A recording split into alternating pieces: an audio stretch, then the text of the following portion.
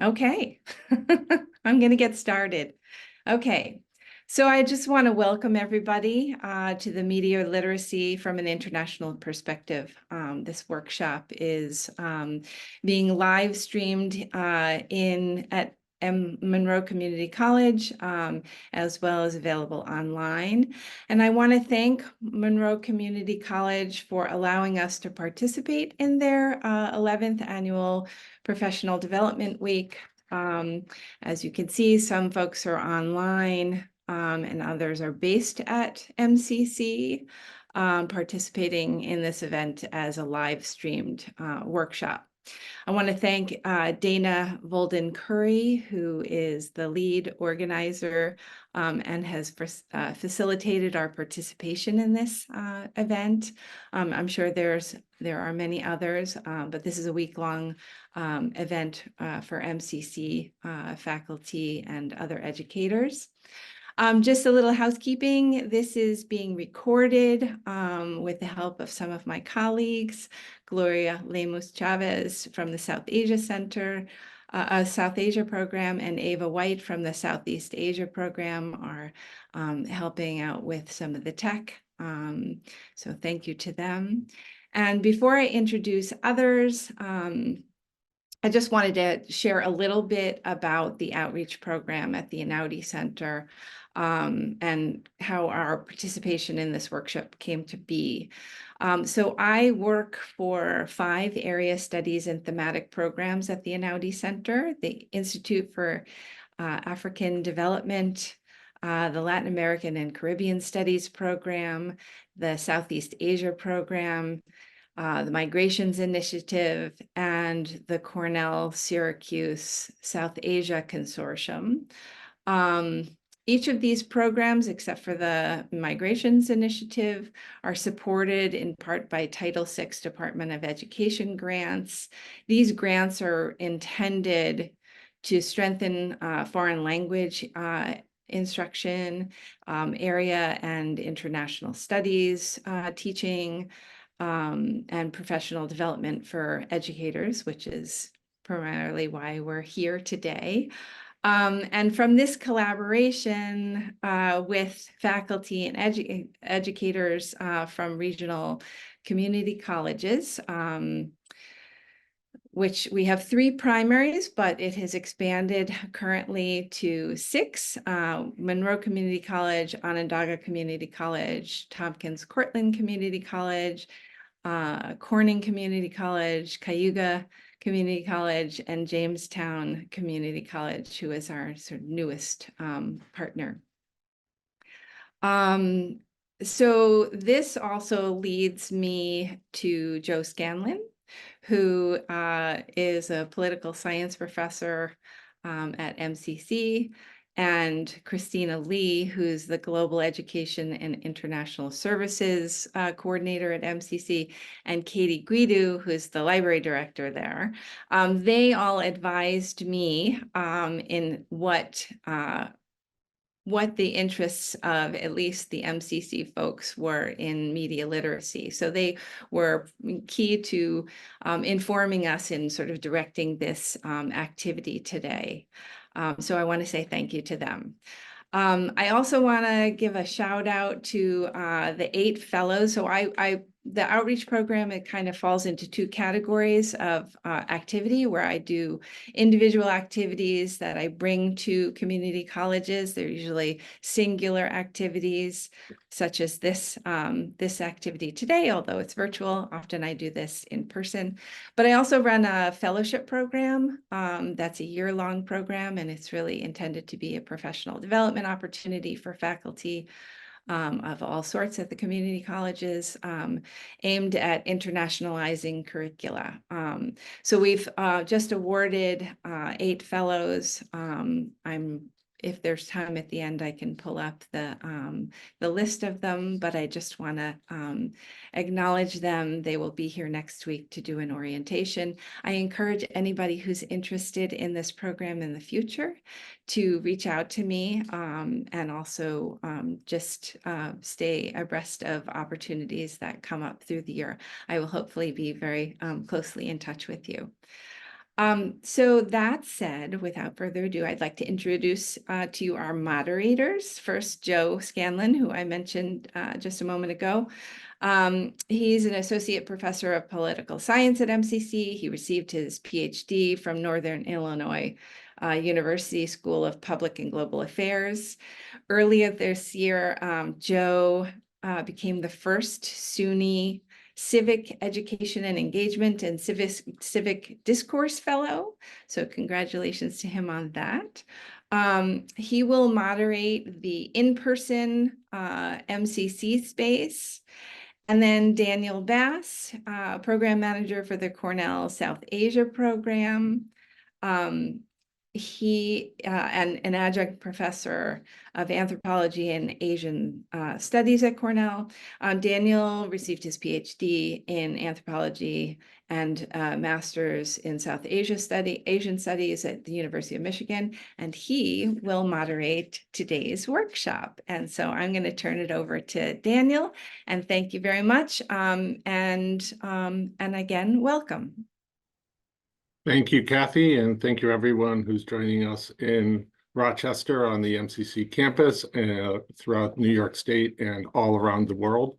It is my pleasure to introduce our first speaker, Chikezi Uzegbunam, who's instructor of Media Studies and MA Program Coordinator at the School of Journalism and Media Studies at Rhodes University in Eastern Cape Province in South Africa.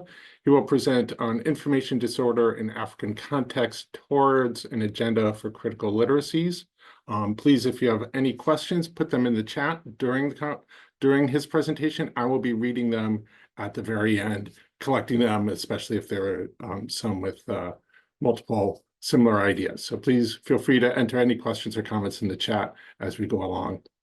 But a little bit about him before he presents. Chikezi Uzegbunam teaches media studies and is the MA Program Coordinator in the School of Journalism and Media Studies at Rhodes University, South Africa. He also serves as the Deputy Head of School in the same department. He holds a PhD in Media Studies from the prestigious University of Cape Town in South Africa. He researches and publishes about children and youth, digital culture, misinformation, Southern digitalities, and more recently, artificial intelligence. So welcome, Chikezi, to this workshop, and we look forward to your presentation. Thank you so much. Thank you very much, Daniel. And if I just may share my slides. Okay, slideshow. Great. Thank you, Daniel, for the introduction, and hello, everybody, online and in person. I can see some people in the room over there. I'm very pleased to be joining all of you for this important workshop from Grahamstown in South Africa, where I live and work, and where we are on the verge of entering the winter season. I just want to also say thanks to Jackie and Kathy for the invitation and for being superb with the organizing of this workshop. When I was approached to be a speaker at this workshop, I thought it would be great to speak on some of the learnings from my recent and current research in the area of information disorders, misinformation or disinformation, and what we can learn from the role of information and media literacy in all of this. So my presentation is going to be about that. So in this digital era, the proliferation of digital media and devices has revolutionized the way we communicate, consume information, and interact with the world. This digital transformation has led to the rise of platformization, where digital platforms have become the primary medium for content distribution, social interaction, and economic exchange. However, this digital revolution has also given rise to an information overload, often referred to as infocalypse, which is the sheer volume of information available at our fingertips that can be overwhelming, making it difficult to discern what is relevant, accurate, and trustworthy. This information overload has also been exacerbated by the spread of information disorders such as misinformation, disinformation, and malinformation. These disorders distort our understanding of reality manipulate public opinion, undermine public trust in public institutions, and have major consequences for our democracy and national security. And we're talking about not a specific part of the world, but all over the world. Now, the COVID-19 pandemic has highlighted the dangers of information disorders, leading to the coining of terms such as infodemic and disinfodemic. An infodemic refers to the rapid and far-reaching spread of both accurate and inaccurate information about a particular topic, while a disinfodemic refers to the deliberate creation and dissemination of false information intended to cause harm or confusion. And while we are all at this, artificial intelligence has also entered our information environment and raising very serious ethical and socio-political questions. And we're talking about the potential of AI in highlighting bias in algorithms, privacy and data security, and shaping public discourse and power dynamics. To give a little bit of overview around fake news, which is a popular term for referring to information disorders. False information on digital platforms is a problem impacting the global information environment. False information is a broader part of the contemporary context of information disorder and is generally referred to as forms of information pollution, exacerbated by the digital media landscape.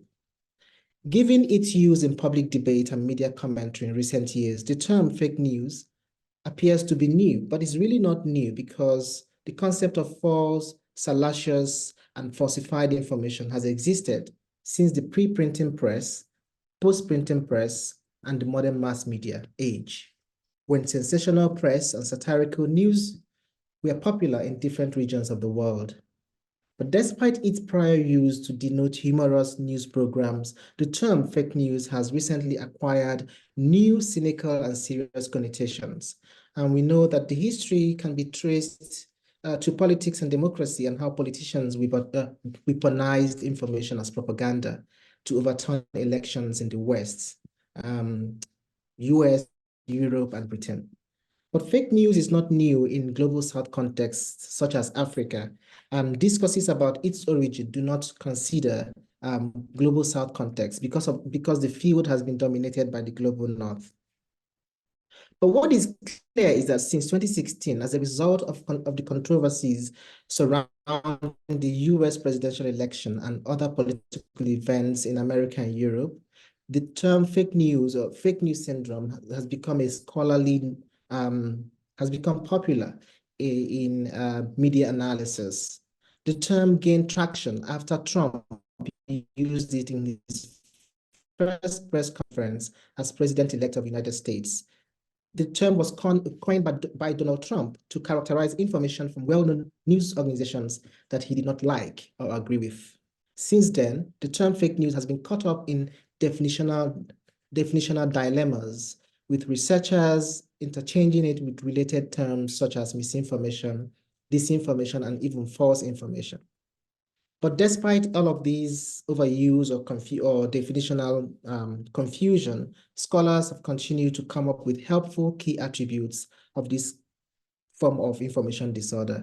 And today is being used today to describe completely fabricated information, deceptive content, as well as distortion of news reports across online spaces, particularly on social media, including deceptions, clickbait, deliberate political disinformation campaigns, outright propaganda, political satire, and parodies. And I'm quoting Wasserman and Madrid Morales, 2019.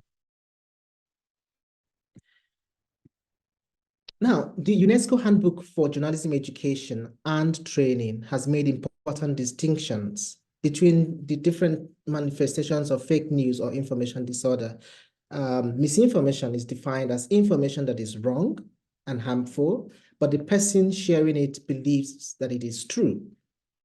While disinformation is a purposeful, intentional deception in which the information is false and damaging, but the person disseminating it knows that it is false. So it is an intentional act.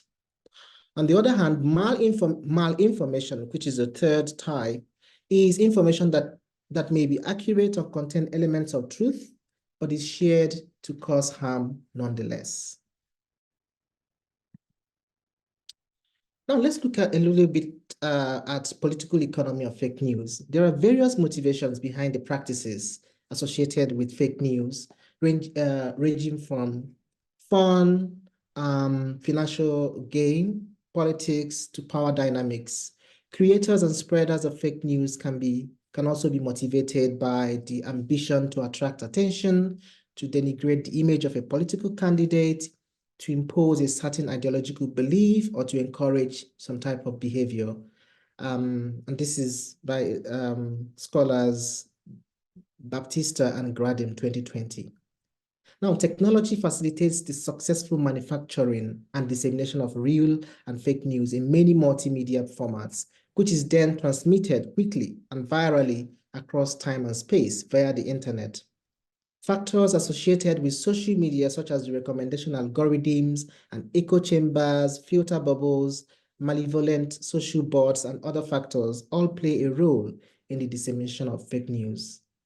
And in this era of social media, both news media outlets and individuals, whether openly or secretly, engage in the creation and dissemination of false information with the aim of generating online traffic to their sites or their social media pages. But the problem with misinformation or any kind of information disorder is really that it has no boundaries or limits, and that's very dangerous. Now, fake news can affect the media system, political institutions, and public opinion. The consequences could also range from a damaged reputation to political or electoral violence, as we've seen in some parts of the world. There is also concern that as misinformation or disinformation spreads, people will lose trust in new information, and politicians will believe that there is no cost to lying or hypocrisy. In addition, people might become more desensitized to false information or their damaging impact as the intensity of fake news deepens. Information disorder in all of its manifestations is used to confuse and provoke the public while establishing accusations of fakery against legitimate sources like scientists, journalists, and even researchers. Now let's turn our attention to the African context.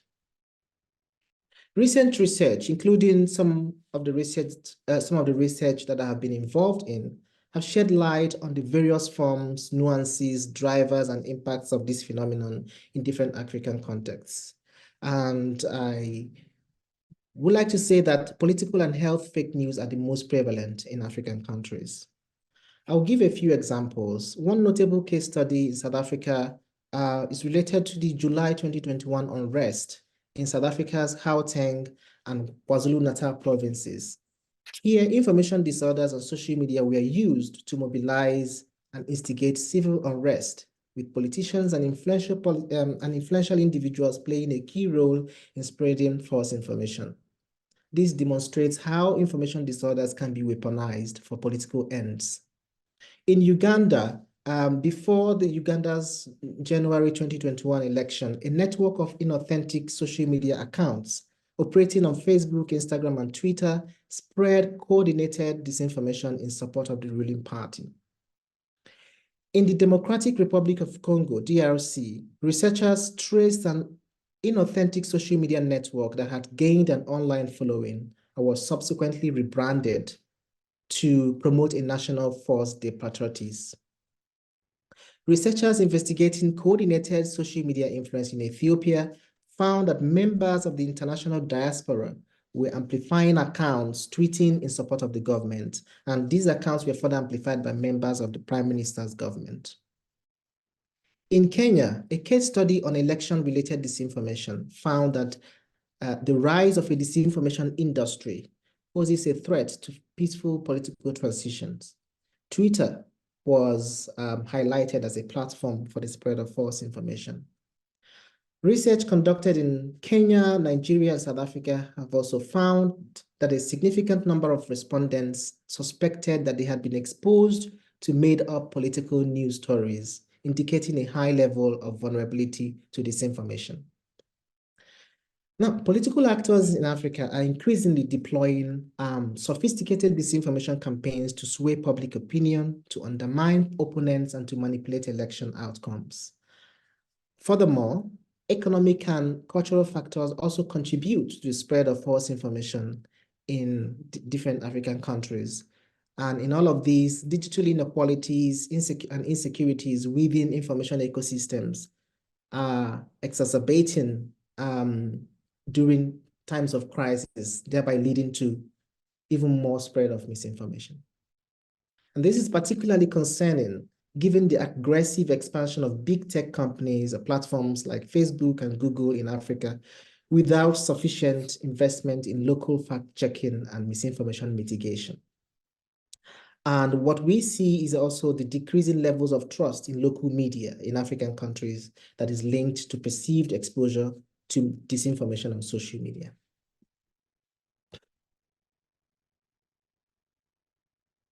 I would like to also give you an overview of health disinfodemic in Africa, because this is one of the areas that I have done research on quite recently. Now, the term disinfodemic refers to the parallel pandemic of disinformation that has accompanied the COVID-19 health crisis. It describes the excessive amount of false or misleading information about the pandemic that had spread rapidly, making it difficult to identify reliable solutions or reliable interventions. And there were many conspiracy theories regarding the coronavirus and the vaccines in different African countries. And I'll give you a few examples of these conspiracy theories or hoaxes or false information that spread during the time. Some of which include that the vaccines were dangerous and that can make people sick, that COVID-19 was part of a broader conspiracy theory, conspiracy or agenda led by powerful people such as Bill Gates, who are bent on reducing the population of the world. That vaccines are part of an anti-Christ agenda, and some religious preachers in African countries really mounted anti-vaccine campaigns in their religious spaces. More include that vaccines could damage people's DNA, that alcohol could prevent one from contracting the COVID-19 virus, and that the hot and humid weather of most African countries will sort of provide immunity from the virus. Now, these conspiracy theories and religious interventions often put religious preachers and their claims of miraculous healing at loggerheads with science and government's attempt to mitigate the health crisis. And this, some of this led to vaccine hesitancy in African countries, and there was a widespread distrust of vaccines, and many people ended up not being vaccinated in in a lot of African countries. And there was also the widespread perception that African countries are dumping and testing grounds for scientific experiments, which might be harmful and will not be carried out in rich countries. This was especially prevalent during the vaccine rollout, where a lot of people said that the vaccines were manufactured overseas and therefore are unsafe because it's part of the agenda to depopulate Africa.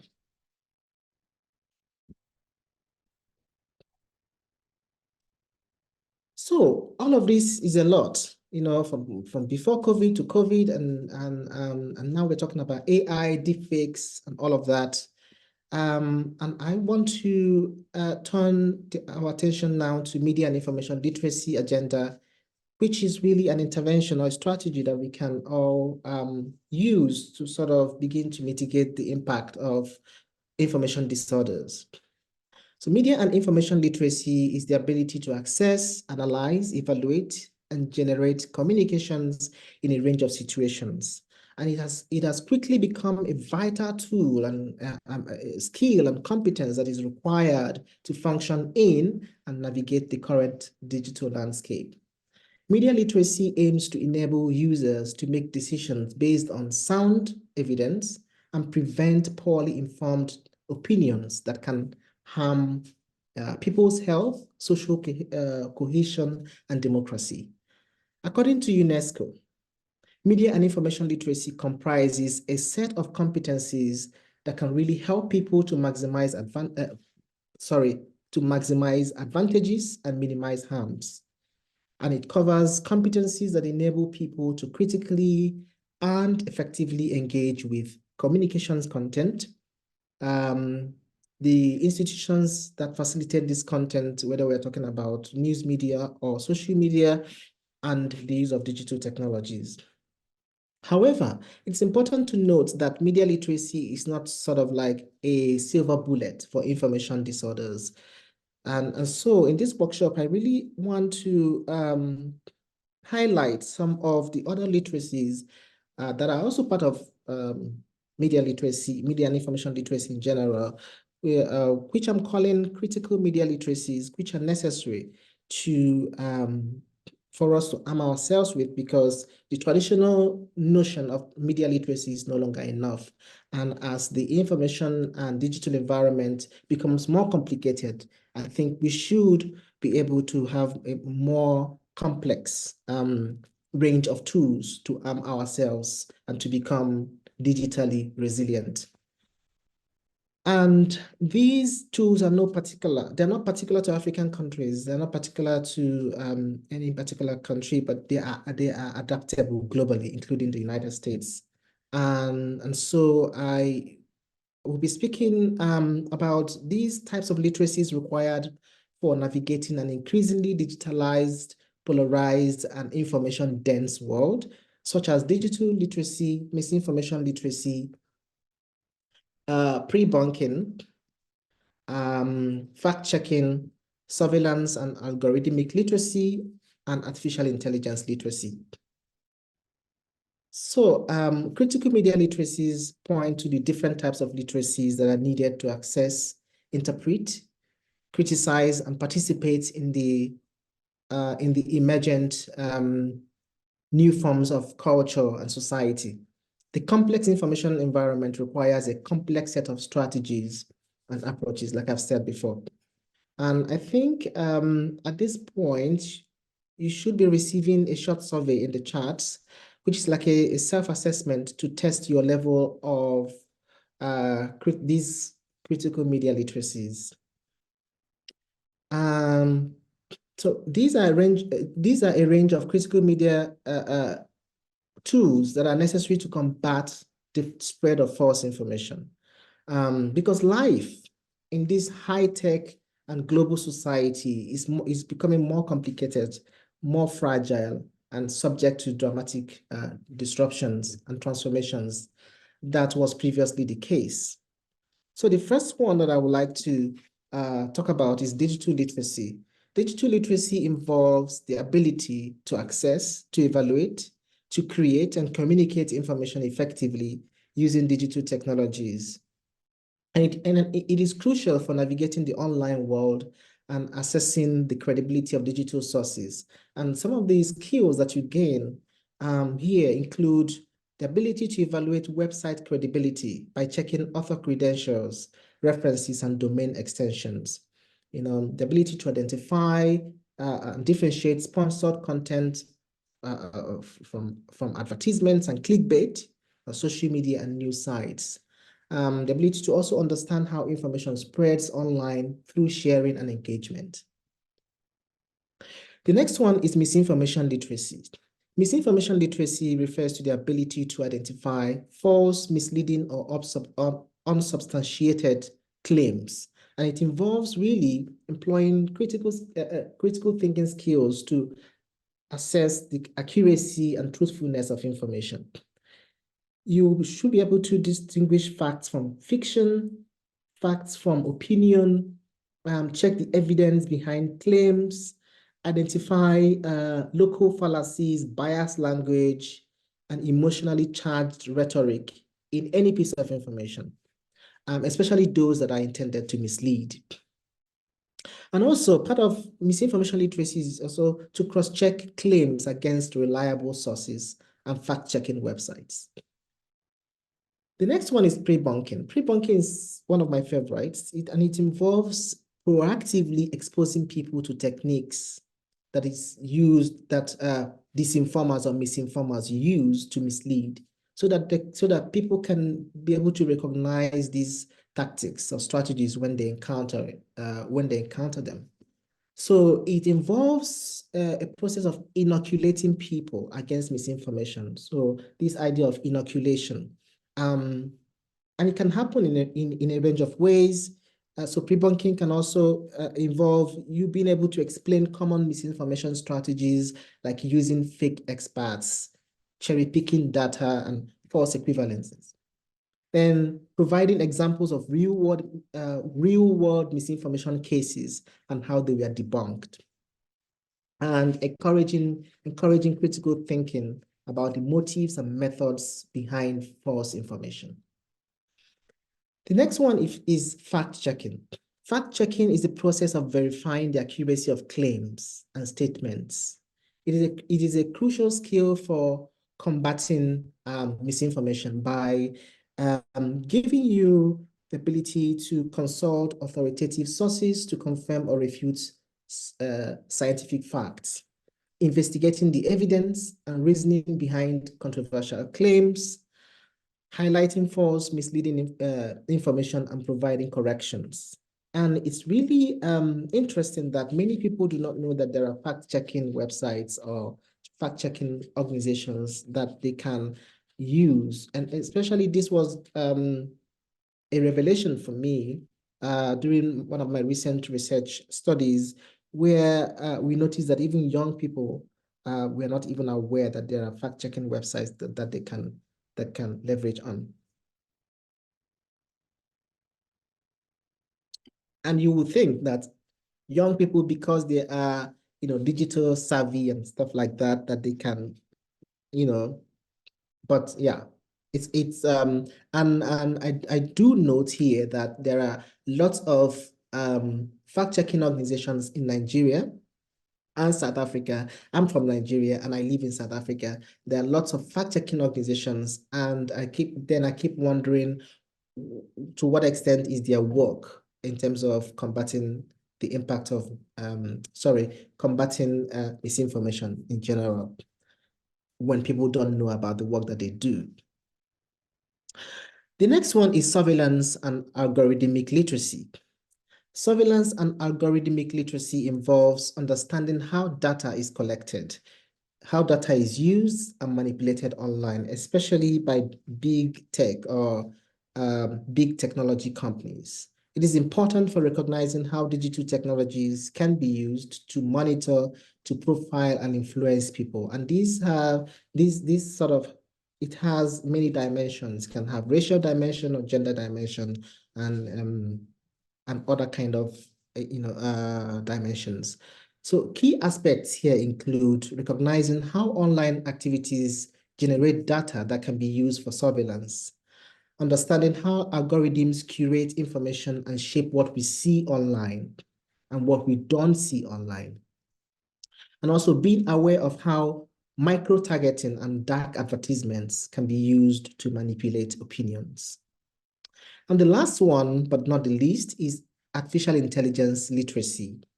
AI literacy involves understanding how artificial intelligence systems work and their implications.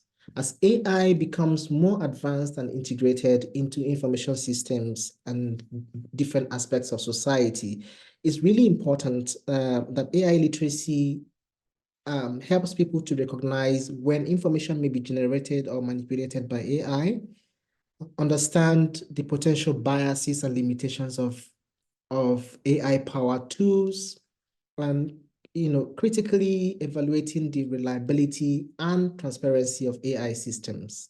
For example, in the recent Nigerian elections, we saw the use of AI-generated voice recordings that were later confirmed to be deepfakes. So emerging technologies like AI can potentially undermine democratic processes by nudging people into promoting third-party agendas through applications such as deepfakes, voice cloning, and algorithmic influencing. Of course, within global South contexts, such as Africa, these critical media literacies at the school level have to be developed against the broader background and structural issues such as access to quality education and also access to digital technologies. But globally, these critical media literacies have to be taught in schools and become part of the curriculum at all stages. And I know that a lot of schools in the United States are becoming are already having media literacy as part of the curriculum, but I think it's time to widen the scope of media and information literacy to include sort of like a holistic list of literacies or multiple critical literacies, because information disorders are ever changing. Contemporary media literacy pedagogy therefore needs to incorporate a holistic list of emerging critical literacies to inspire and activate communicative agency and resilience against information pollution. And that is where I believe that all of us in the room need to play a role. Teachers and educators and researchers and scholars have a responsibility to play a leading role here. And I therefore invite all of us in this audience to take up the challenge. Thank you very much for listening. I am very open to questions and discussions in the short time that we have before the next presentation. Thank you very much, Chikezi. And if anyone has any questions, please put them in the chat and I'll read them off for you.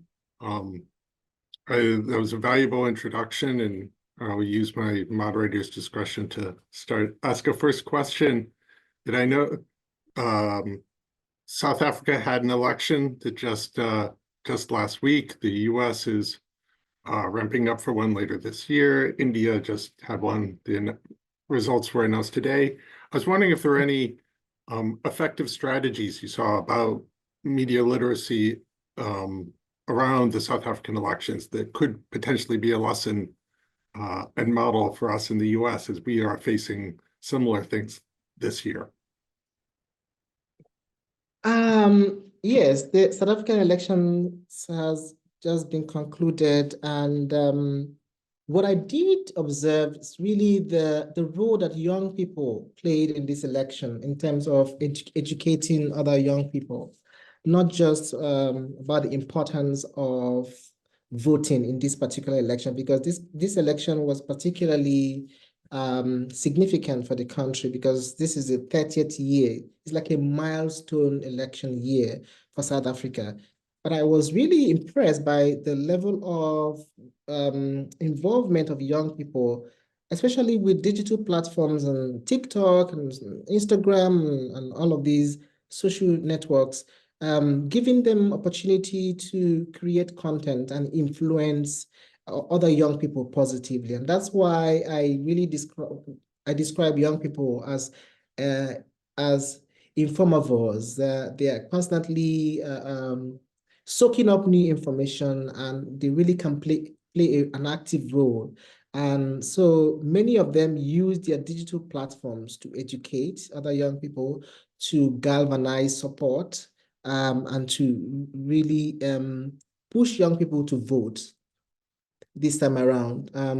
That's something that I see that is very significant in this election. The other thing about fake news and disinformation, I think maybe closer to the election, not so much, because I think majority of South Africans are getting tired. There's a lot of disillusionment in the air about the ANC, the party that's ruled for 30 years now. And so people are becoming more aware of disinformation campaigns and stuff. So I didn't see like new new manifestations of disinformation this time around. What I did observe was that people were ready for something to change, and people were then alert as a result. Yeah. That makes sense about peer-to-peer education being very critical. But the question from the chat, how would you then do that in the classroom? What would be ways to bring critical media literacies into the classroom? I think it starts with changing the curriculum, including it as part of the curriculum. And I know for many countries and schools, it might be difficult because change is difficult. But I think that's a step that has to be taken, especially as the digital world is becoming more complex. I think it's something that we can't run away from. So the earlier the young ones begin to learn about the digital environment, the information environment, and what dangers and downsides are, the better. I think as young as possible, they must begin to learn about the digital environment, about how to use social media and digital platforms ethically, but also how to be able to recognize false information when they encounter them. So the schools and teachers and yeah, really have a strong role to play, because it's not just when we say information and media literacy, we can continue to say it as researchers and recommend, but at the school level, if it's not part of the curriculum and what we teach young ones, it's not going to work. Well, maybe this workshop will help, at least in this part of the US. I had a question in the chat. How can new or developed democracies combat misinformation and disinformation without undermining a commitment to key values about freedom of speech and expression and allowing political speech? This is a big one. There's always that dilemma between freedom of speech and then protecting national security or public interests. But I will say it's neither here nor there. And one thing I always like to mention when debates like this come up is that the blame is not only on the media. The blame is not only on the news media, for example, or social media in general. The blame should also be on the social media users, the ordinary individuals, the human beings behind troll accounts, social bots, the human beings, the faceless human beings who are online and who are there causing trouble, who are there using the platform in very abusive ways. These are human beings. And I keep wondering if all of the people who cause harm online, if they are really motivated by profit or political interest, or if they are people who are sick and need psychological help, and they're just, because the information environment is just so vast and so open, anyone anywhere can create an account and begin to use it in very abusive ways. So I think there must be accountability, not just on the part of the social media companies, but also on the part of government and also on the part of media users. I think that so if we say let's criminalize social media content or social media whatever, I mean, people will say, to what extent does that infringe on people's rights? But also, I think there's the larger question of what kind of values are we prioritizing as a country, or what kind of values are people learning, and what kind of human beings are behind these sort of practices. So if at the end of the day, we have a situation where the government has put laws in place and the media social media platforms have strategies to curtail misinformation online, but the human beings, the citizens themselves have not been able to know that they cannot just use media in any way they want. They have to, that's where media literacy comes in. Media literacy is not just to protect you. Media literacy is also to make you a better person, to make you a better citizen, to educate you on the importance of ethical and mindful use of social media, that you're not just there to have fun and share viral videos on TikTok and make fun of situations, but you're there, what you do online impacts other lives. And so people must be educated on ethical use.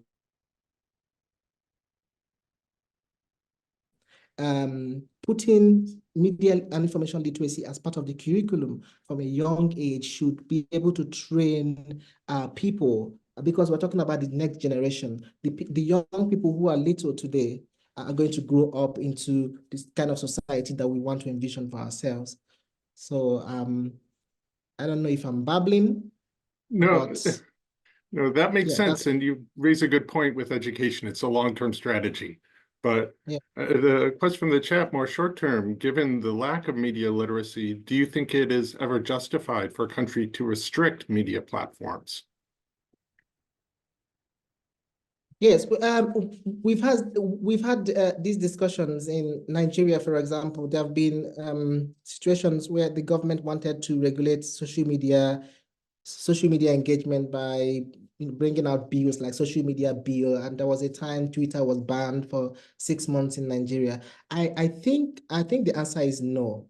The answer is no, because I keep going back to the psychology of being human. When you restrict people from something, the only thing they do is to want to do it the more. When you restrict people from doing, just like when we are children, when you're told not to do this, not to go there, you go there because there's something in humans that want to do what they're not supposed to do, or what they are told not to do. So I think restriction will be a counterproductive strategy.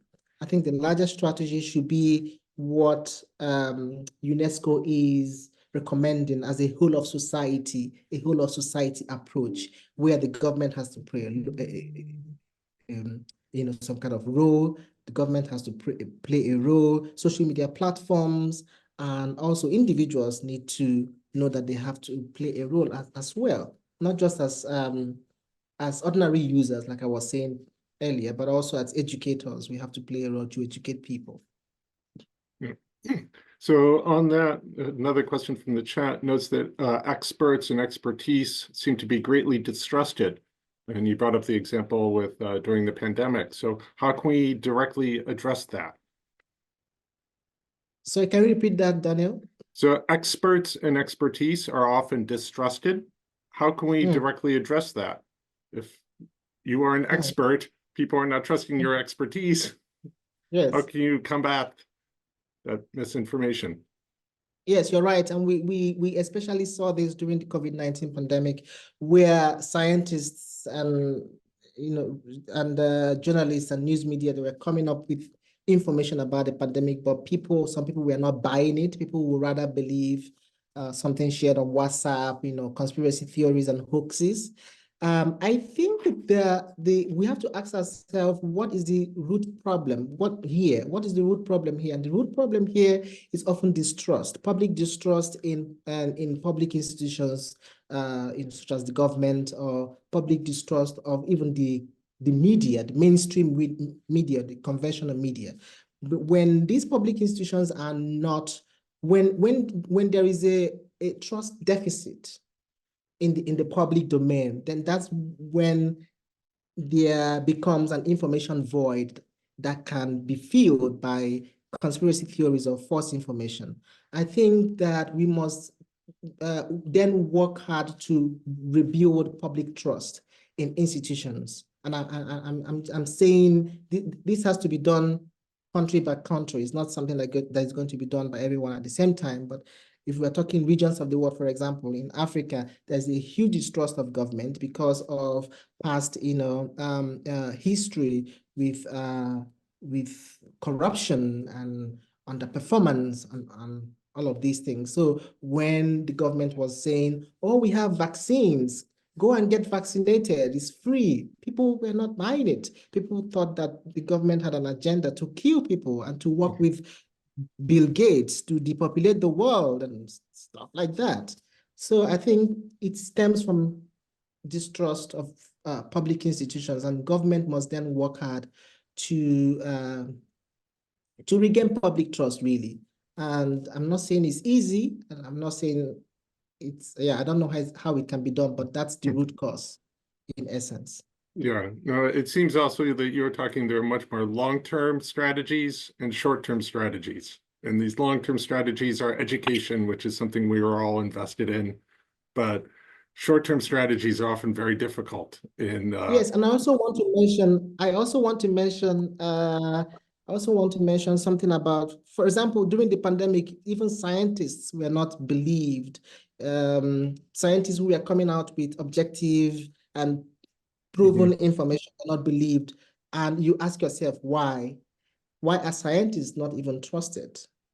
So that's a huge question. But also, that also leads me back to what I was saying before about the human psychology.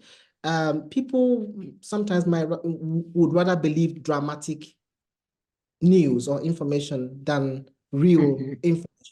So there is something about the human nature that we also have to be mindful here. There is the culture, there is the environment, there is religion, there is all of these other factors that play a role. Yeah, it seems also in many of these conspiracy theories, people want to believe that the government or organizations, industry, corporations care enough to go after them. And when, unfortunately, the truth is most of the governments and corporations don't care about ordinary people. But people want to think, they'd rather think they're being targeted than being ignored. But we have one last question in the chat. Could you recommend any sources about this critically important topic that might be accessible for entry-level college students? I will have to do some digging and get back to the organizers with that. Unfortunately, I don't teach secondary school children or students. Yes, I sort of like I teach at the university, so getting an appropriate reading for the level of students that you're asking might be it might take me a little bit of time, but I'm sure there's something out there. But I will see what I can find. Okay. If you can find anything, we will definitely share that with people. This actually leads to what would have been our next speaker, Shrivi Ramasubramanian, who is a professor at Syracuse University. She's the Newhouse Professor and Endowed Chair at the Newhouse School of Public Communications. And she works on issues of media and diversity and social justice, and especially in U.S. Context. So, for example, she just published something in the Annals of International Communication Association, Mapping Media Literacy Impact in the U.S., a review of literature and call for equity. We can share the links for Dr. Shrivi's research with everyone out there. But before I move on, I want to thank Dr. Chikezi Uzegbunam for his presentation, for joining us from South Africa today, and giving us a wonderful start to this workshop on media literacy in an international context. So thank you.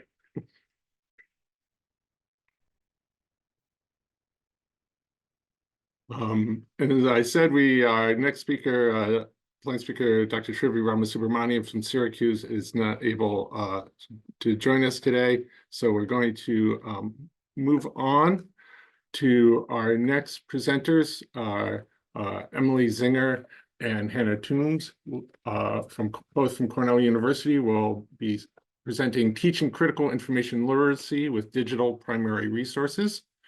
Emily Zinger serves as the Southeast Asia Digital Librarian for Cornell University, In this role, she is project manager for the Southeast Asia Digital Library, a cooperative project of the Committee on Research Materials on Southeast Asia.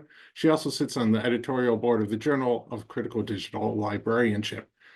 Emily has a Master's of Information Studies from McGill University and a bachelor's in both psychology and English from the College of William and Mary. Her colleague Hannah Toombs serves as engaged learning librarian and liaison to Latin American and Caribbean Studies, Latino Studies, and Spanish and Portuguese at Olin and U.S. Libraries at Cornell University. She's also a cultural anthropologist and holds a PhD in anthropology and Latin American Studies from the University of Florida. So Hannah and Emily, the virtual floor is yours. All right, thank you. Is everyone seeing our screen properly? Got a thumbs up. Thank you for that introduction. My name's Emily. I'm joined here with my colleague Hannah. And today we're going to be talking to you about teaching critical information literacy with digital primary sources. So a quick review of what we're going to cover today. We're going to start with some definitions and assumptions. We'll discuss how you can find digital archival materials specific to your courses and the topics you teach. We're going to cover metadata, what that means, and how you can guide students through this information successfully and critically. And then we also have some activities to help you apply critical information literacy in the classroom. And before we jump into the details and some of the main content that we'll be discussing today, we thought it might be useful to go over some definitions of these concepts and maybe a little bit of a refresher on teaching information literacy. So I think this is actually a really great way to build off of Chikizi's presentation and touches on maybe some of the questions that came up in the chat. But first, a refresher on the ACRL framework for information literacy. So as instructional librarians, as professors, as teachers of various sorts who are trying to support students in becoming better researchers. According to ACRL, these are kind of the skills that we should be instilling in students in terms of how they are going to become effective creators, sharers, communicators, analyzers of information. So first, authority is constructed and contextual, information creation as a process, information has value, research as inquiry, scholarship as conversation, and then searching as strategic exploration. But in this presentation today, and specifically in relation to teaching with digital primary sources, we are going to take the critical information literacy lens to how we're sharing this content with students. And we define critical information literacy as an instructional approach that challenges exclusionary practices like racism, sexism, and ableism, and that decenters traditional power structures in the classroom to make learning student-centered and to situate the learning process within broader social issues and systems beyond the academic space. And in terms of how we do that, I'm going to throw it back over to Emily to get us started. So when I teach about digital primary sources, I often encounter these common assumptions from students. So the first is that everything is online. I often see that if a student can't find a primary source online, many assume that it's because that source doesn't exist. And the reality is that only a minuscule fraction of the materials in archives have been scanned and put online. This might be due to a lack of funding or lack of access to digitization equipment. And the decisions of what to digitize are guided by the values and priorities and biases of the institutions that can afford to do that digitizing. We already know that archives disproportionately reflect the voices of privileged communities, leaving people of color, women, those in the global South, and others underrepresented in the historical record. And this imbalance can be perpetuated in what from that record is then put online. I also often see students believe that everything can be found from Google.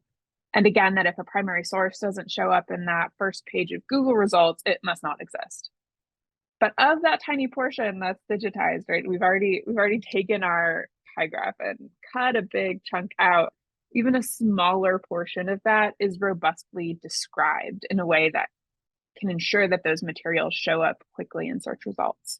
So we'll talk about metadata later and how description impacts discovery, but it suffices to say that while Google is not necessarily a bad place to start, in fact, we're going to talk about how to search well with Google in a moment, It should not be read as the final say on where to find primary sources.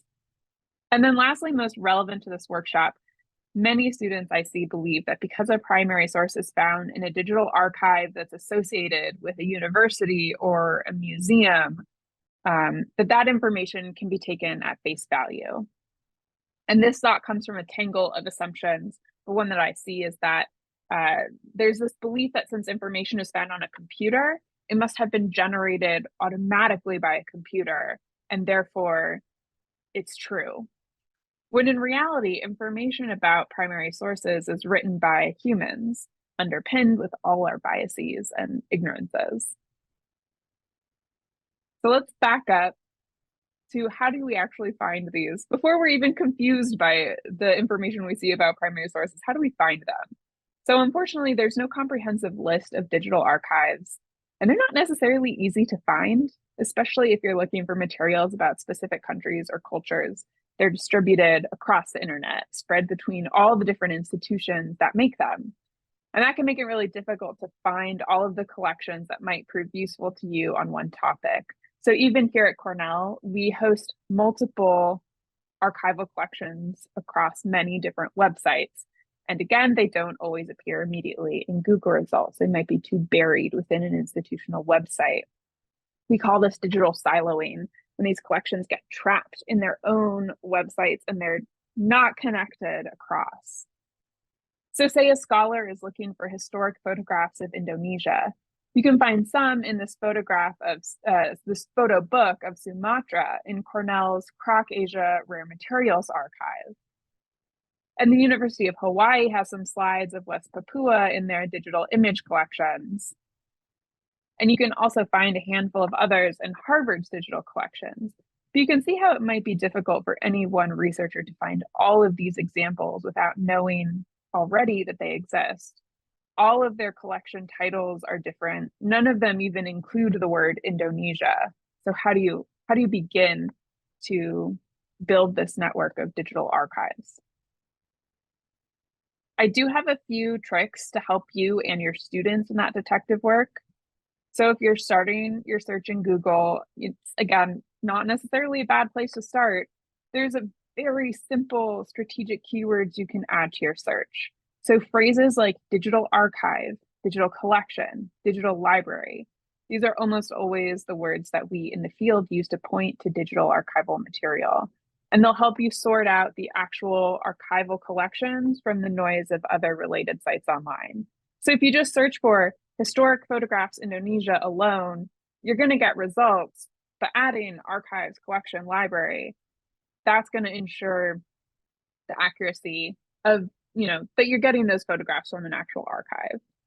You can also look for subject-specific LibGuides.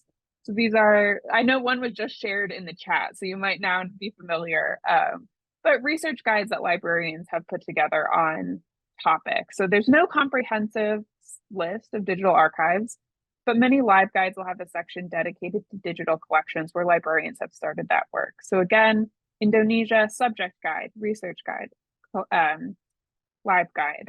I know this sounds like incredibly simple, but it's not always intuitive for students. They might not know that these are the words to use. And we want to make sure that we're meeting them in these unknown unknowns. And this is a big trick that can lead to increased success in their searching. You can also go to an aggregator. So what I've been talking about is searching for collections. But if you go to a website like the Digital Public Library of America, they've pulled together digital archival material from hundreds of institutions across the US. And so you can skip entirely that first step of searching for collections and instead just go straight to searching for relevant items under a single search bar. So as an example, this is a search that I conducted in DPLA for Indonesia, limited to images. And on the left, you can see we've got some fields of information that you can filter and limit by. And so at the bottom, there's this filter for contributing institution. This gives you a list of all the different digital archives that have contributed a photograph related to Indonesia to DPLA. And it's broad. So just looking here, I don't know if the text is too small, but there's university collections like Michigan and Washington. There's the New York Public Library. There's a presidential library in that list. And if you click on the link that says view full item, you can see those photographs in their original digital collections. So the Boston Public Library would not have been my first go-to for a historic photograph of Indonesia. And my original Googling to build that last example, I never found this photograph. Like, I'm a digital librarian, it's my career, it's my job, and I couldn't find it. But with DPLA, I found it in just a few minutes.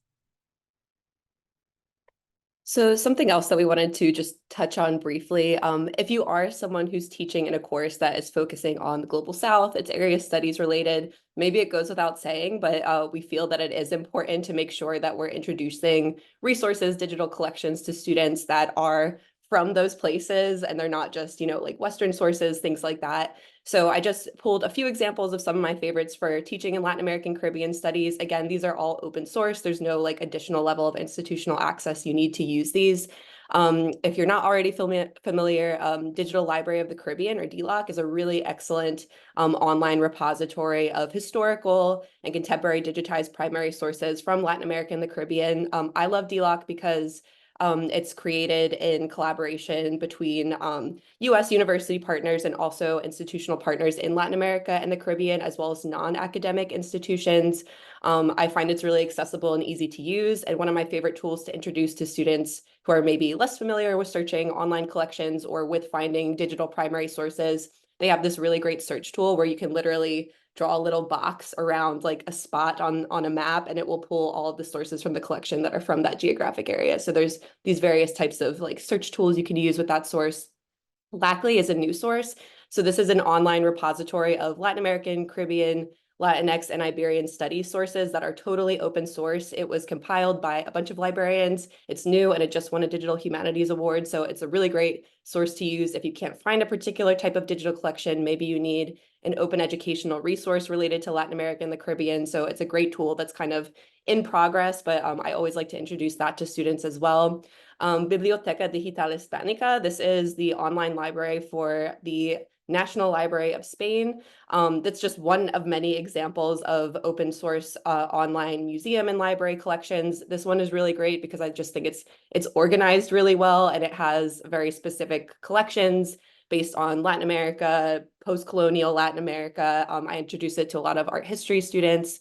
And then Salam. Salam is kind of like the national network of Latin American studies librarians. And on their website, they have an ongoing list of digital primary sources that they update pretty often. So if I ever can't like find something that a student is looking for, or I'm really looking for additional examples of places to find digital primary sources, I always like to refer to that particular source as well. And there's so many more resources, but these are just a few, again, open source places that you can use in your classes to introduce to students. Yeah, and you can find resources like that for all kinds of regions. So I, of course, am project manager for the Southeast Asia Digital Archive. I work really closely with the folks who do the South Asia Open Archives. There's the South Asian American Digital Archive. I mean, just a little searching out there, you can find some really rich resources for your students. So I want to come back to our third assumption, that information about these materials found through institutional associated repositories can be taken at face value. And we're going to talk about metadata, which refers to data about data, or the information about these items. So let's use our photograph as an example. This is a metadata record that accompanies the photograph on the Boston Public Library website. Sorting through it, you can see information like title, approximate date, collection name, subject, genre terms, and more. And while this example might seem innocuous, metadata is contested information, and it impacts students' abilities to find materials and then to understand those materials when they find them. So metadata, particularly metadata used to describe non-Western materials, can be biased. The descriptive standards that we librarians and archivists use were often created for Western items and subjects, meaning that they don't always appropriately reflect the diversity of subjects present in archival collections from other regions and cultures. And the librarians writing those descriptions don't always have subject knowledge expertise regarding the items they're describing. So we do our best to approach this work with cultural humility, to partner with community members and scholars who do have that cultural knowledge. But students should be aware that primary sources from non-Western cultures may be described with terms that are not as specific as the ones they see for Western items. They might be flat out incorrect. They might be offensive. And as a result, these items can be disproportionately harder to find when searching on the internet. So when first encountering a digital collection, I encourage students to orient themselves within its descriptive practices. So choose one item, any item, and explore its metadata. I find that it helps when I frame metadata as a word bank for them. You can search for any term you want in a repository, but if your term doesn't match one in the metadata, your search will be unsuccessful. So looking at the photograph on the screen here as an example, this is from Southeast Asia Digital Library, and it's titled Ye Dom and Granddaughter Carrying Bundles of Rice on Heads Home from Fields. So if you search rice, this photograph will come up in your results. But if you were to search farming or agriculture, even though those terms are accurate and relevant, they're not going to bring you this photograph because they are not in that metadata record. So what fields does a repository use? If a student is looking for rare books by a specific publisher, but that digital archive does not record publisher information in the metadata, your student's not going to find that book by searching for a publisher. If a student is searching for materials in other languages, how are those languages described and recorded? Are they in the original script? Are they Romanized? Are they translated? What kinds of subject terms does an archive use? How detailed is the information? So if the student wants photographs of a specific city, but the collection only includes terms at the country level, a search using the city name won't turn up any results, even if photographs of that city are in the collection. So I often teach that lesson to students, and then afterwards I set them loose on the internet with this activity to emphasize those ideas. I find this works really well as a pair and share. So students search for digitized archival materials on a specific topic. It could be on a research paper they're working on or something related to your class. If this is just an open workshop, a general library drop-in, I give them some examples to try searching for, and to implement some of the strategies we used about aggregators, about live guides, about Google searches. And then in the share portion, I asked them to come back with their partner and reflect on whether they found what they expected to find, and if the metadata in the records matched how they would describe those same items. And I have a worksheet that walks students through all the steps of this activity and the reflection that I can share with folks out after this session. Another activity that I run is to stimulate metadata creation. And I find that this is especially valuable if students are learning about oral histories. So again, students can break into pairs, and I have them take turns spending a few minutes telling each other about their weekend. And if they don't want to share, or if it's really boring, I just tell them to make something up, because the point here is to have something to describe, not to record a biography. Individually, students then complete a metadata form using their partner's story. So they spend about 15 minutes filling in empty fields like title, keywords, location, language, imagining that they're describing an item that would then be deposited in a digital collection that people would search for. And students then share their descriptions with each other and discuss whether or not their partner's description match how they would have described their own oral history. And so students put themselves in the shoes of an archivist, and they think about how researchers navigate these repositories, and they confront the subjectivity of archival description. And again, I have a worksheet on this that I can share. All right, so now that we have some idea of how we might introduce students to searching for digital primary sources and a few activity ideas of how they can take a more critical approach, what are some other ideas on how we take a critical approach to teaching some of these school skills to students and engaging them with critical information literacy? So I saw and heard some questions earlier about, how do we introduce these ideas to entry-level students in particular? I teach mostly first-year college students, so I can understand that struggle really well. But I think most of the time, how they are really going to get engaged with learning some of these research methods is through kind of participatory learning before we're giving them like a text to read or something like that. And when I'm planning lessons, when I'm kind of getting ideas for how to do this, I start with a few guiding questions. So what do I actually want students to get out of their library session, especially if they can only come to the library like one time a semester, like a single class? What are we going to spend that time on? What is going to benefit them the most in the context of their course? So I think a lot of times instructors that you work with are maybe unaware of what librarians can actually teach students in terms of research methods and research skills and critical information literacy. So kind of having a very clear idea of what students will take away. So there's a deliverable and they don't just walk away with like a list of databases or something like that. And then what is the deliverable or sustainable outcome of the session? So students should ideally be walking away with something that they're really going to use beyond the scope of that single session and ideally beyond the scope of that single course when we're talking about critical information literacy. So some takeaways, it's not just about finding the sources, right? So they're not just going to be finding some of these digital primary sources. They have to understand the why and how of, the way that they got to those sources, how they're organized. Maybe most importantly, empowering students to recognize their influence as researchers.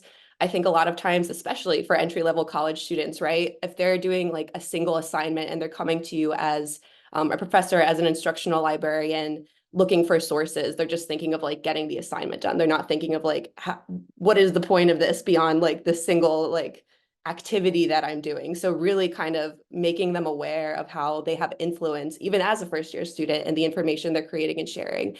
And then again, giving the lesson a critical focus. And you could go to the next slide.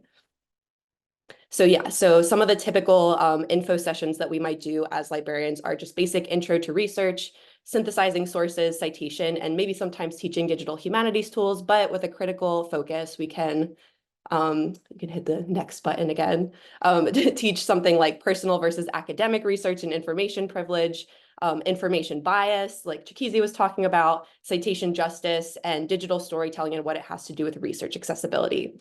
So now to kind of get an idea of how we actually do it, we're going to give you all a little activity to do that we use in the classroom sometimes. So I am going to go ahead and post a link to this slide in the chat.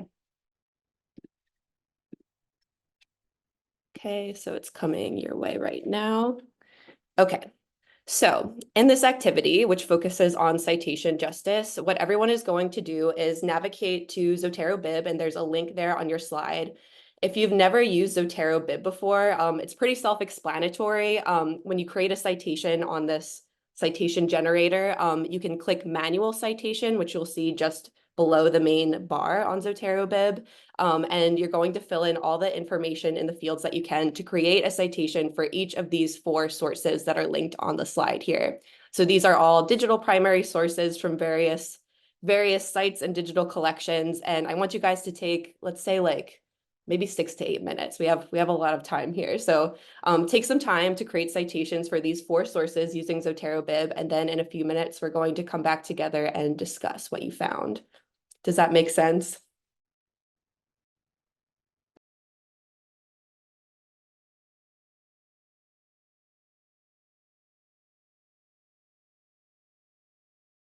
Okay, so we're going to come back together here. If you're not quite done, that's okay. As long as you got to most of them, that's totally fine. So we're going to discuss a little bit about what you guys found in this process of creating these citations for these digital primary sources. And you can feel free to share your perspectives in the chat, or if you're able to unmute and share, that's fine as well. I'm interested to hear what about these citations kind of sticks out to you? So you created these citations. Was there anything that was challenging or that you noticed just by looking at these citations you've created? Any observations that really stand out?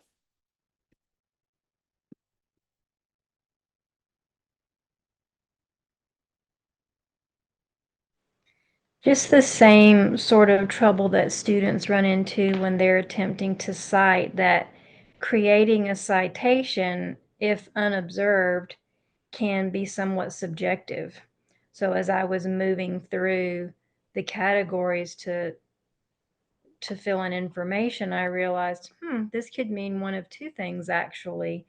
And depending on the lens through which even a scholar might be looking, the citation could wind up different or incorrect. Right. So there's biases, as we already know, as Emily was talking about, in the metadata itself. So maybe they shine through, right, in the citation as well. And just as you said, yes, it's subjective. So what the citation says might not always be an accurate representation of what you're actually looking at in terms of the source. So yeah, that's a great observation. Any other thoughts in the group? And again, feel free to share in the chat and I can read it out.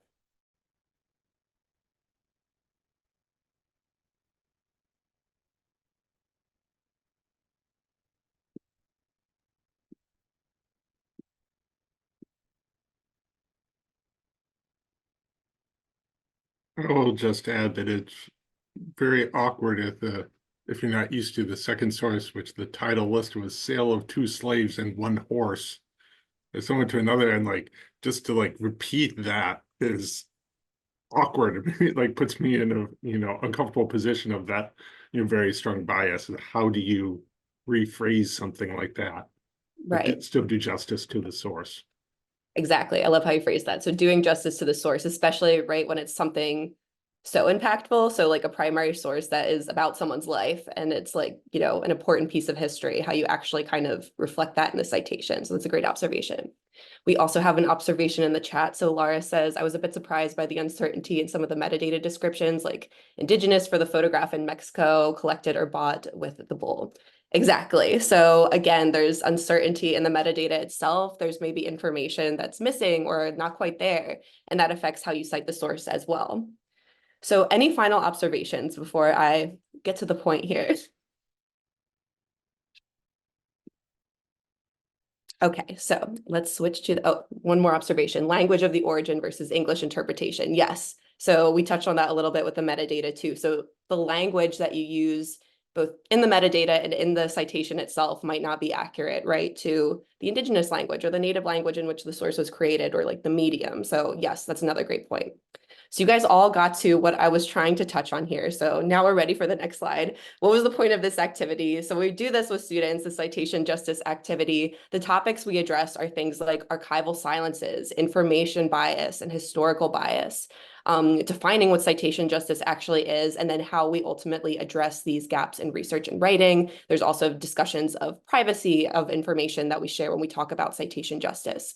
So when I do this activity with students, we do exactly what you guys just went through, that process of creating citations for these sources that are intentionally chosen because there's information missing or because the citation that students ultimately create is not typically going to be reflective of the source they actually saw. So you guys were spot on. You said things like, in this photograph of indigenous women, we don't know who the people are. That's not reflected and whose names are listed in the citation. You may have noticed in some of the collections titles, the citation ultimately shows the name of the European collector versus, what's actually there in terms of the object or the item in that collection. Those are exactly the biases that we want students to point out in this activity. So once we kind of get to that point through this activity, through the discussion, we start talking about these broader themes in librarianship, these broader themes in research about archival silences. So these gaps in the historical record that ultimately affect our understanding of how, research is communicated, how we're citing these sources, how we're using them in context, right? So we get into these discussions of, archival silences, why they're important, why they're created, why they happen. And it gets into these really interesting chats with students sometimes about, biases in terms of librarians or in terms of who's actually working with these collections. Because like Emily pointed out earlier, there's real people behind the way that collections are organized. So they often reflect biases. And that's true, of course, also of the way libraries themselves are organized. We use the Library of Congress classification system at the library, which is full of many different types of biases in how we classify materials. So this is typically something that's really interesting for students to understand and learn about. It's something that they've never thought about before. And again, it's getting towards that more critical idea of how we're teaching information literacy to students. So they're not just like learning how to create a citation in a particular type of format. They're actually learning why that matters and, how they're engaging with those sources that they're finding in research within their writing. So then we get into a broader conversation of why it actually matters. We define citation justice, which if you've never heard of citation justice, it's this act of being intentional about who we're citing in research to uplift traditionally marginalized voices, or making sure that we are equitable in who we're citing in our work, and that our work is representative of the broad field of scholarship and not just the voices of a few different people.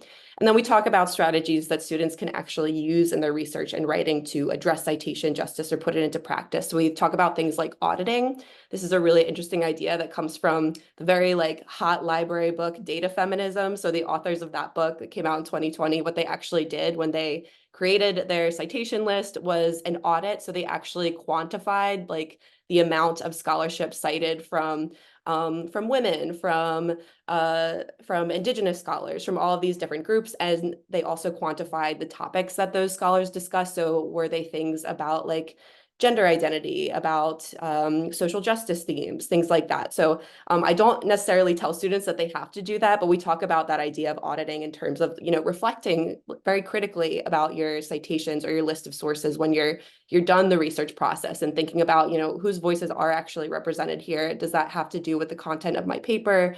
Is it really a true representation, or does it show, that I'm engaged with scholarship in this field? We also talk about the Gray test.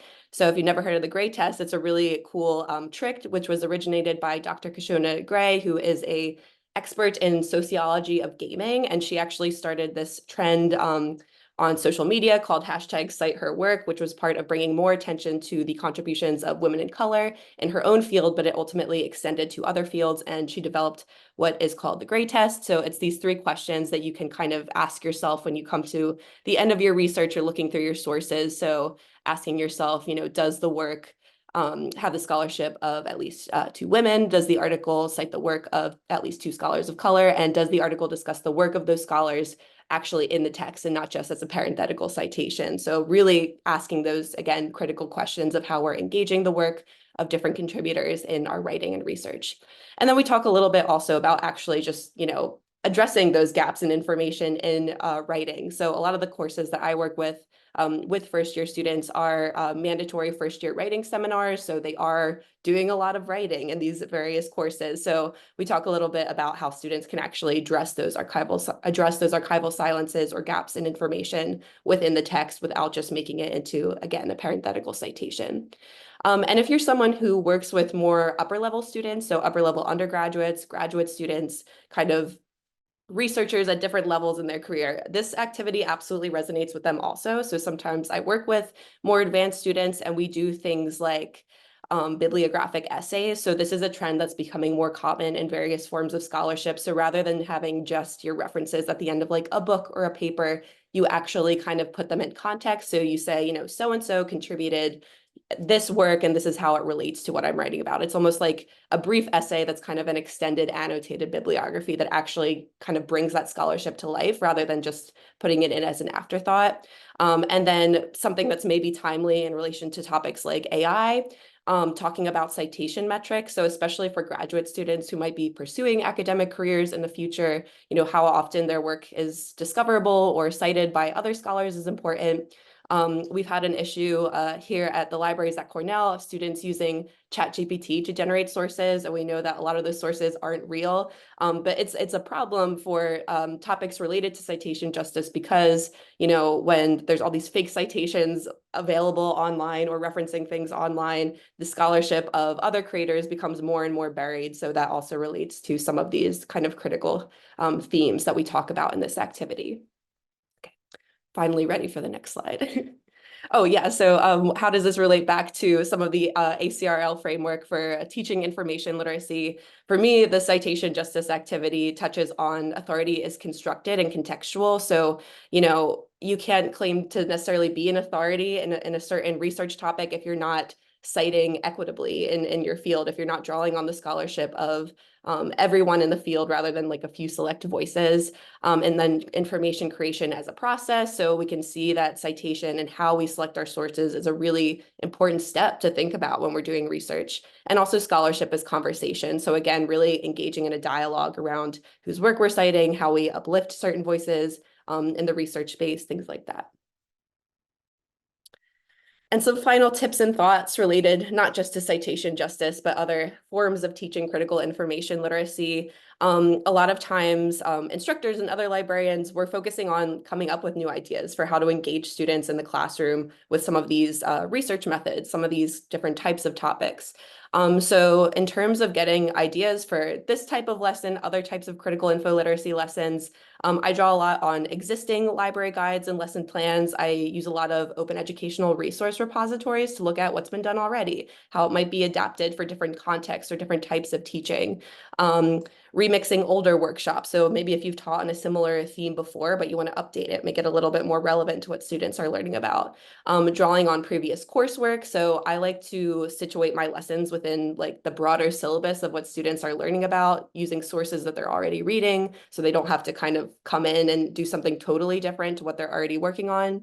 Relying on some existing content like recorded conference presentations and teaching demos. The citation justice activity was inspired by something similar that I saw that I kind of transitioned into a new sort of activity that I thought would be a little bit more critical for students to engage themes like citation.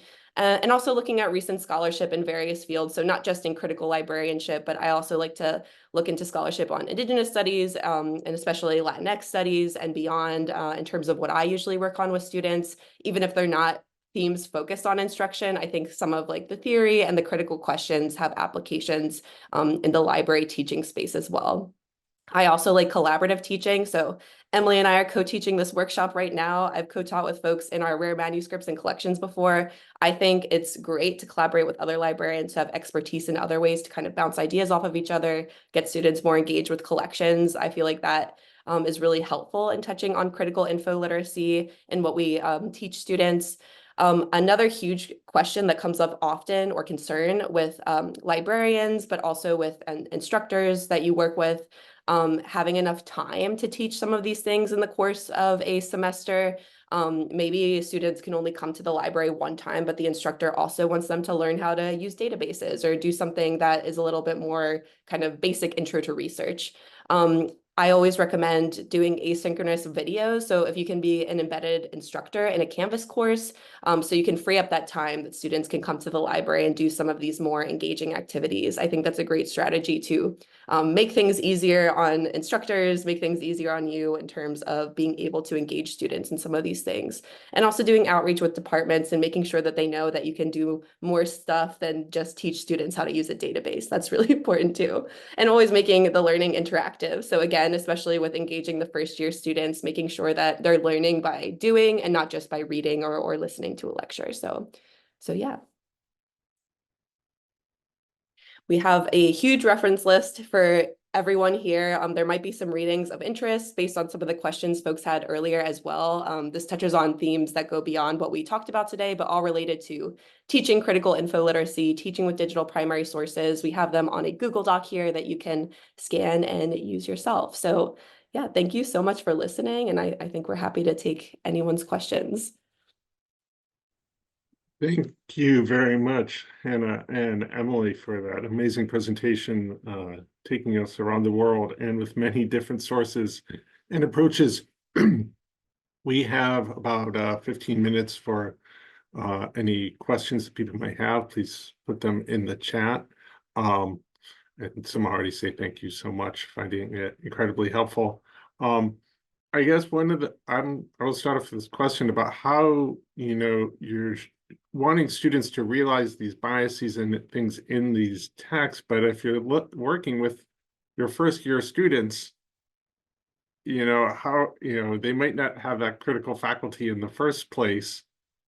So how do you, what is some of the strategies you use to kind of teach, through that and with that? Yeah, so usually with the citation justice activity, that is like one of several activities that happen during a citation session with first year students. So these happen across like a variety of different courses, like always for me in social sciences and humanities, because that's my research area. But so students are coming from different, fields and backgrounds, but we do the citation justice activity at the end of already learning about some of these ideas in citation. So usually during a session, students will learn about a particular like format of a citation, why citations are formatted in different ways. So they're already kind of like the wheels are turning in terms of like there's a method to the madness of citing sources. And we also sometimes do kind of a little poll or opinion-based activity where I ask students like, if you were having your work cited by someone else, what information would you want there? And so they have a chance to kind of think about, you know, oh, if someone else was like using my work or talking about my work, what information would I want to be kind of a representation of myself? So that activity comes at the end of already really kind of pushing towards it. So I think getting students thinking about that, especially entry-level students, it does require a little bit more pushing, but once they get to that point, like they get it for sure. And I think also it's helpful to be thoughtful about like the sources that you choose. So that's like the part of the activity, of course, that requires a little bit more thought. So depending on the course you're teaching and the context, like selecting sources based on what students are really learning about in that class, but also how they're going to get to that idea based on what they're already kind of talking about in their course. No, that makes sense. And tying it to Shikazi's talk about metadata, he's almost saying that before for this digital literacy, you need the metadata, where these things came from to understand the motivations and context. And that's always a difficult thing to teach. But one question in the chat, Dave Flatten asks, have you flagged any sites that have a proven history of posting or misinterpreting primary sources? So I don't have a specific site, but my answer to that question kind of connects to the first question, which is that I've noticed a point of like a light bulb moment for students when I teach this lesson and then mention AI generated images as a reason that they should be using archives and institutionally affiliated digital archives, regardless of the subjectivity and the bias that you can find in the metadata. You know that the photograph that you're looking at is a real photograph that someone took. And so making that distinction between a digital collection from an archive and just photographs that you find on Google Photo, or I don't know if students even know what Flickr is, right? But other websites like that, you can no longer be sure that what you're looking at is an actual primary source. So creating that skepticism, I think, is important. And that's something that students are talking about themselves and that they're very familiar with, especially with AI generated images on Instagram and filters and things like that. So that has been a moment of clarity for me in driving home the importance of these resources.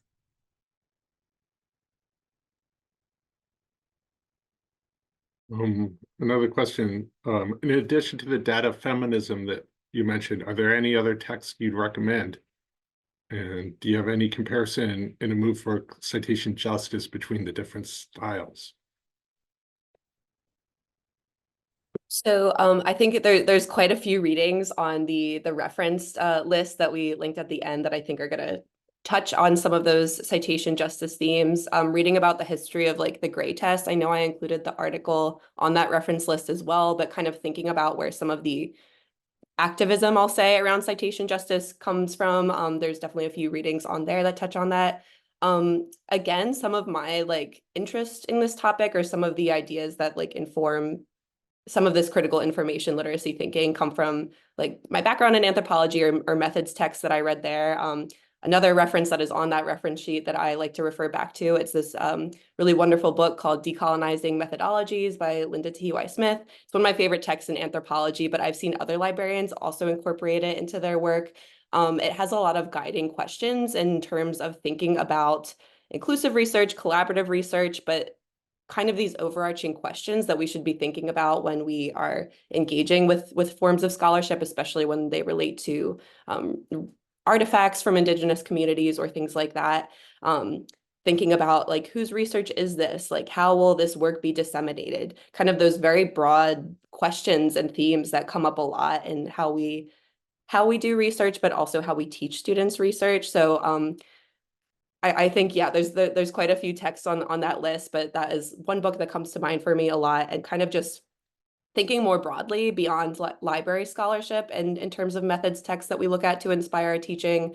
I think there's a lot out there. And then the second question, maybe could you clarify the second question a little bit? So between different styles of like citation, like formatting citation, or okay. I've taught the citation justice activity for different formats, always like in social science and humanities, but I've done it for APA, Chicago style, and MLA most often. And I think like the same themes tend to come out for that activity at the end.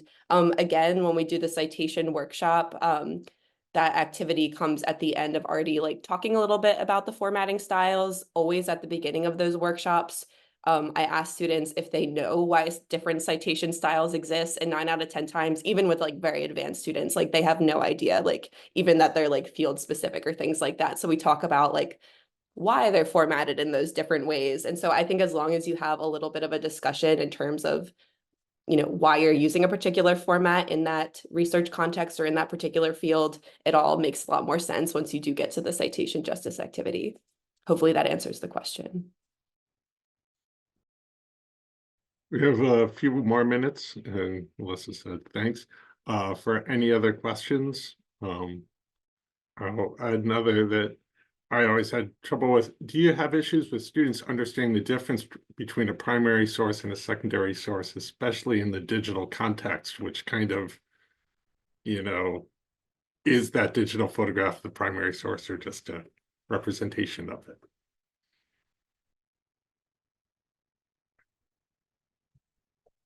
Yeah, I don't know, Hannah, if you have any thoughts on this as well.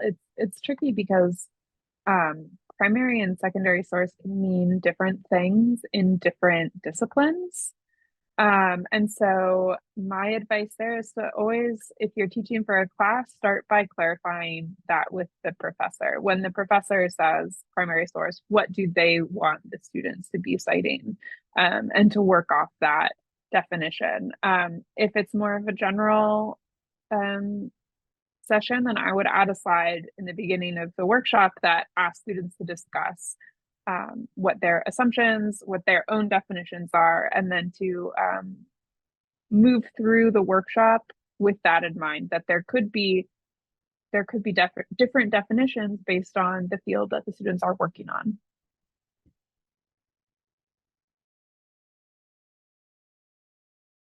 That makes sense. That makes sense. I don't think we have any other questions, so please, everyone, join me in thanking Emily and Hannah for the wonderful presentation. And I'm going to pass things over to my colleague Kathy Colin-Peck, who started this workshop, to conclude it as well. Thanks, Daniel, and thanks to Chikezi, Hannah, and Emily for fabulous presentations. I just wanted to say two things. One is that we were, you know, I'm hoping that Shruti Ramasubramanian will be able to reschedule her workshop at a future date. And so I will be in touch about that amongst people who have signed up, but as well as others.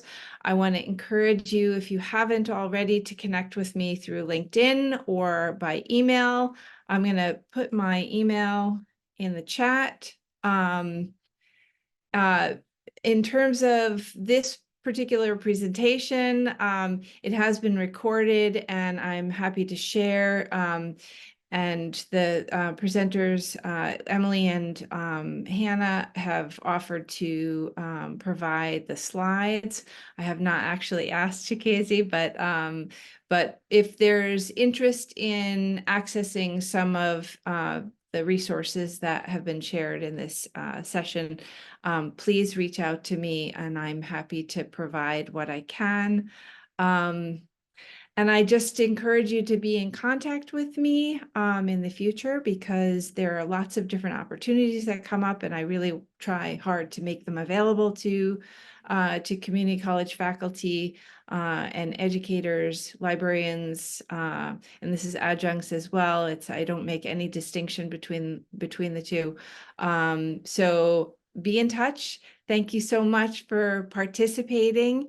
If you know of colleagues who were interested in attending but had a conflict of some sort, please either be in touch with me directly or have them be in touch with me so that I can provide these resources and perhaps even this recording to them. So thank you so much, and we can adjourn.